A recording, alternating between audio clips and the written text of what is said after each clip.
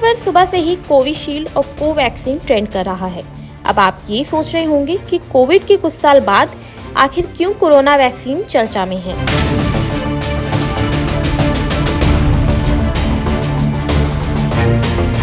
दरअसल एक खबर ने भारत में लोगों की टेंशन बढ़ा दी है। बीते दिनों देश में कोरोना वैक्सीन को लेकर कई अफवाहें उड़ी, कई लोगों को हार्ट अटैक की खबरें भी सामने आई हैं, लेकिन इसे इग्नोर किया गया।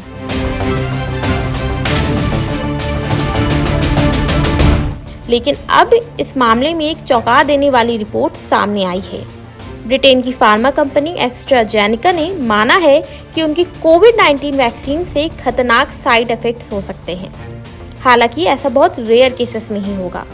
एस्ट्राजेनेका का जो फॉर्मूला था, उसी से भारत में सीरम इंस्टीट्यूट ने कोविशील्ड नाम से वैक्सीन बनाई है।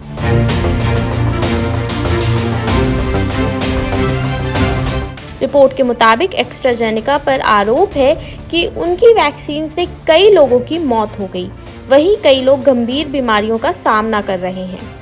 कंपनी के खिलाफ हाई कोर्ट में 51 केस चल रहे हैं। पीड़ितों ने एस्ट्राजेनेका से करीब 1000 करोड़ का हर्जाना मांगा है। ब्रिटिश हाई कोर्ट में जमा किए गए दस्तावेजों में कंपनी ने माना है कि उनकी कोरोना वैक्सीन से कुछ मामलों में थ्रोम्बोसिस थ्रोम्बोसाइटोपेनिया सिंड्रोम यानी TTS हो सकता है। इस बीमारी से शरीर में खून के थक्के जम जाते हैं और प्लेटलेट्स की काउंट कम हो जाती है।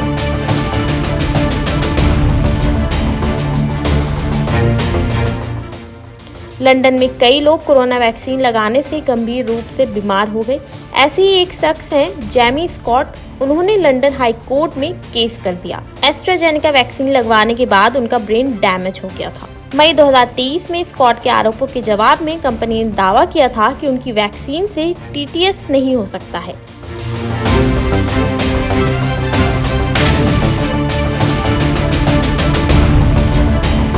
इस साल फरवरी में हाई कोर्ट में जमा किए कानून दस्तावेजों में कंपनी इस दावे से पलट गई।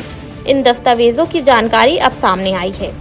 बता दें, इसी ऑक्सफोर्ड एस्ट्राजेनेका कंपनी की वैक्सीन भारत में कोविशील्ड के नाम से लगाई गई थी।